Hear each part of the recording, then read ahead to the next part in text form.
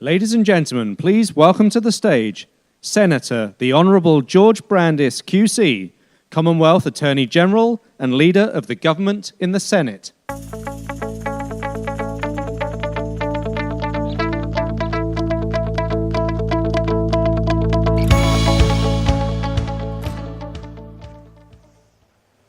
Mr. Martin Schultz, President of the IBA, the Honourable Susan Kiefel, Chief Justice of the High Court of Australia, Your Excellencies, Your Honours, ladies and gentlemen. On behalf of the Government and the people of Australia, it is a great pleasure to welcome you to the beautiful city of Sydney for this most important conference. Over the next 5 days, more than 4,000 of the world's leading lawyers from some 128 nations, representing many different legal systems, will bring your intellects and professional experience to bear upon an impressive variety of topics across the whole range of private law, public law, and legal practice. I'm delighted, in particular, that our international visitors will have the opportunity to hear from so many distinguished Australian lawyers, including current and former members of our High Court and other superior courts, many of Australia's leading legal scholars and practitioners, as well as our much-loved former Governor-General Dame Quentin Bryce and our distinguished former Prime Minister, John Howard. It is fitting that the week's proceedings should culminate on Friday with a symposium on the rule of law. For it is the rule of law and the obligation of lawyers to it that I want to make the focus of this evening's keynote. Ever since the Constitution of the International Bar Association was adopted in February 1947, it has numbered among its principal objects the promotion of the administration of justice under the rule of law among the peoples of the world. This month marks the 70th anniversary of your first international conference in New York City. That first conference, convened in the recent memory of the most devastating war the world had ever known, and in the shadow of the division of Europe between the free nations of the West and the communist dictatorships of the East, which was to last for more than 4 decades. Yet it was also a time of optimism and hope. The peoples of the world had lately adopted the Charter of the United Nations, and the General Assembly had held its first session the year before. The following year saw the adoption of the Universal Declaration of Human Rights, whose preamble recited the necessity of human rights being protected by the rule of law. Today, as in 1947, the global order faces ominous challenges which threaten its stability and imperil the institutions of nation-states. Among them, we may count the emergence of a globally ambitious form of Islamist extremism, whose weapon of choice is terrorism, and whose declared purpose is the destruction of the very institutions from which free societies are built.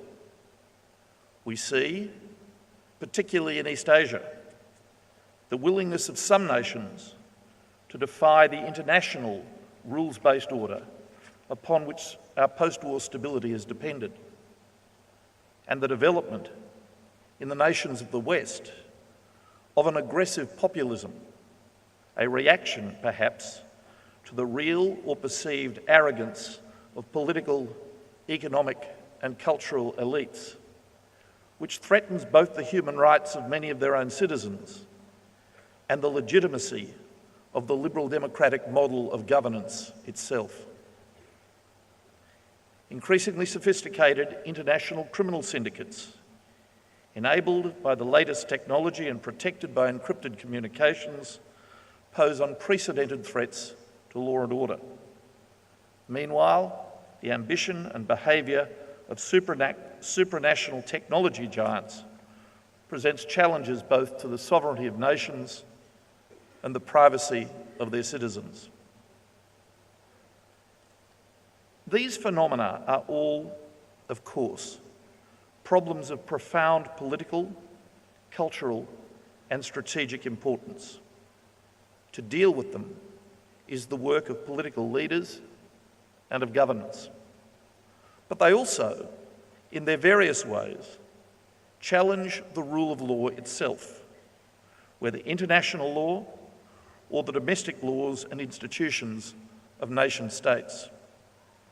And so, they are of concern to lawyers as well, and lawyers, as the custodians and guardians of the rule of law, have obligations too. And, just as the various phenomena to which I have referred threaten the rule of law, so must we, as citizens, and more particularly as lawyers, be careful to ensure that our government's reaction to them is both effective and appropriate, so that it does not itself compromise the very rule of law which we seek to defend. In protecting our people from terrorism, for instance, we must be careful to ensure that our legislative and policing response is at all times consistent with our values and obedient to the rule of law, even if, on occasions, that may constrain what our law enforcement authorities can do. That is the price we pay for being democracies. But our very character as rights-respecting democracies is itself a source of greater strength. As the former President of the Supreme Court of Israel, Aaron Barak, famously said in 1999, although a democracy must often fight with one hand tied behind its back, it nonetheless has the upper hand. Preserving the rule of law and recognition of an individual's liberty constitutes an important component in its understanding of security. At the end of the day, they strengthen its spirit.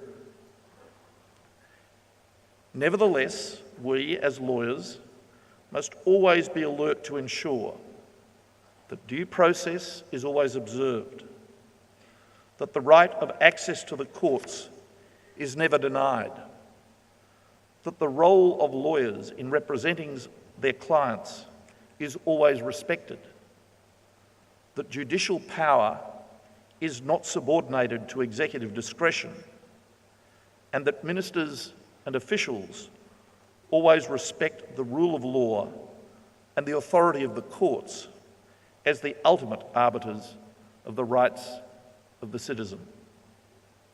Your role as defenders of the rule of law is never more important than at a time when there are understandably demands for greater state power in service of the protection of the security of our nations and the safety of our peoples.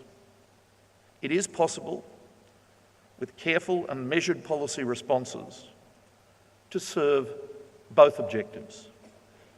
We in Australia have worked hard and on a bipartisan basis to resolve the security challenges posed by those whose ambition it is to destroy our societies in a way which respects the rule of law and the rights of the citizen.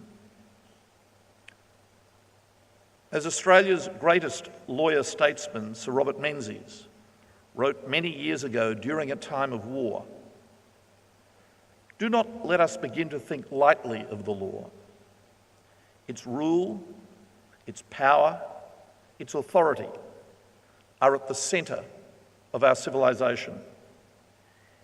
If the day is to come when the courts are to be closed to the aggrieved citizen, when the law's writ is not to run because popular uproar wills it so, when the appeal to the law is to be an occasion of scoffing, then that day will cast a black shadow across our freedom.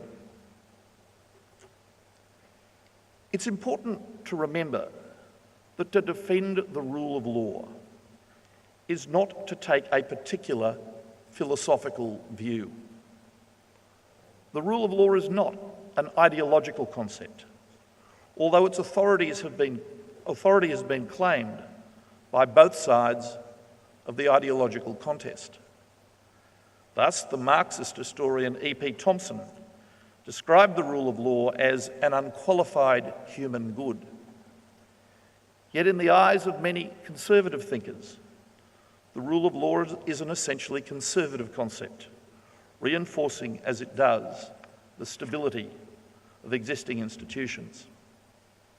In truth, the concept of the rule of law is a neutral set of principles based upon rationality. As the great 20th century American legal scholar Lon Fuller pointed out in his Storrs lectures to the Yale Law School in 1963, later published as The Morality of Law, regardless of the political culture within which it operates, any rules-based system for the adjudication of disputes entails certain essential common characteristics. These include generality, transparency, consistency, and predictability. Those characteristics might seem self-evident, yet they have important consequences for the way in which the law may be applied. So the requirement of generality, that the same laws apply to all, carries with it the necessary implication of equality. The requirement of transparency is also a prohibition against arbitrariness. The requirement of consistency demands that like cases be decided alike. Practicability means that laws must be capable of obedience by the citizen, which is a protection against oppression. And the very concept of a legal system involves the notion that disputes are to be resolved according to a process known to and binding upon the parties, which enjoins procedural fairness. And so, as Fuller maintained, the very rationality of a legal system implies a kind of internal morality, which a layman would recognise as justice. All of you gathered at this conference have dedicated your professional lives to the law, whether as practitioners, judges, scholars, officials, or in other capacities. All of us share a bred-in-the-bone understanding of the concepts of which I have spoken. To defend them is integral to our sense of our own professionalism. Sir Owen Dixon, who many think was Australia's greatest judicial lawyer, spoke of the nature and obligations of professional men and women thus: "It is the essence of a profession that its members master and practice an art. The art must depend on a special branch of organised knowledge and be indispensable to the progress or maintenance of society. And the skill and knowledge of the profession must be available to the service of the state or the community. Experience has shown in every age that a profession cannot proceed without high professional standards. Special knowledge is always suspected by those who do not share it, unless high standards of conduct are maintained by those who pursue a profession requiring great skill begotten of special knowledge. The trust and confidence of the community that is to be served is lost, and thus the function itself of the profession is frustrated." However, the professional obligations of lawyers involve more than merely providing a service to clients by providing advice or representing them in legal matters. It goes beyond that. It extends to upholding and defending the principles of the legal system itself, and paramount among them is the rule of law and the values implicit within it. Upholding the rule of law may involve lawyers in controversy. Often, it may mean standing up to the powerful or defending the vulnerable, the marginalised, or the despised. Lawyers who do so serve the finest traditions of our profession. Let me mention a few recent examples. In July, the Supreme Court of Pakistan disqualified Prime Minister Nawaz Sharif on the grounds of various allegations of dishonesty, while referring other and more serious allegations to Pakistan's anti-corruption body. Later this week, you will be discussing the work of South American lawyers, waging the fight against corruption in the car wash case in Brazil, which has been described as the largest anti-corruption case in history, and similar cases elsewhere in Latin America. In South Africa last year, the Constitutional Court unanimously upheld a suit brought against the President, alleging the improper expenditure of public funds for his personal benefit. There are, unfortunately, many other examples of similar cases across the world. One thing they have in common is the courage of lawyers and investigators in their willingness to challenge, to confront, and to bring down the powerful, and in doing so, asserting the primacy of the rule of law. And, as those examples show, the rule of law is not a Western concept, it is a universal one. As the Prime Minister of Japan, Shinzo Abe, pointed out when opening the 2014 conference of the IBA in Tokyo 3 years ago, the rule of law is by no means limited to the West. From ancient times, there were also similar concepts in Asia. The essential nature of the rule of law is that power is not absolute.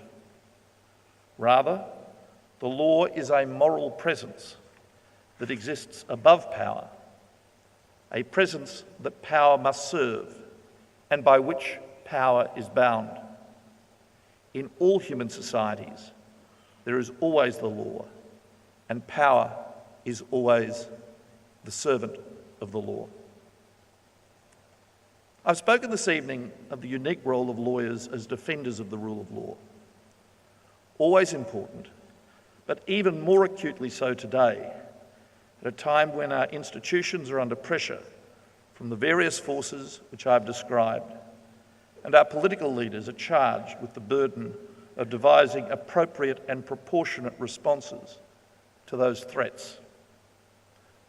But let me also sound a note of caution. In defending the rule of law, it is important that lawyers not fall prey to the temptation to which those possessed of specialist knowledge are sometimes susceptible, of believing that they are thereby also possessed of a unique wisdom when it comes to public affairs. Defending the rule of law does not mean subverting democratic decision-making. It does not mean privileging lawyers above elected officials or, for that matter, above electors. It does not mean succumbing to the conceit of one high-profile former judge in this country who once foolishly wrote that democracy is too important to be left to professional politicians. It does mean, however, that the decisions of those to whom the public have entrusted the democratic mandate must always be subject to appropriate legal scrutiny, that their decisions are contestable not merely from a public policy point of view in the legislature, but from a legal point of view in the courts, and that those who exercise executive power must always accept that they are subject to and must always be respectful of the supremacy of the law. And in that process, as the custodians of the rule of law, the role of lawyers is essential. I wish you well in your deliberations this week. I trust that the days ahead will be intellectually nourishing and that you will also find time to enjoy the pleasures of this wonderful city. In all that you do, I am sure you will be inspired by the same high purposes which more than 70 years ago caused the bars of the world to create this important international institution. And it is my particular hope and belief that at this time when the rule of law faces so many challenges, you will always be vigilant to defend and protect it as you serve with professionalism, skill and commitment, the high calling to which all of us are dedicated. Thank you.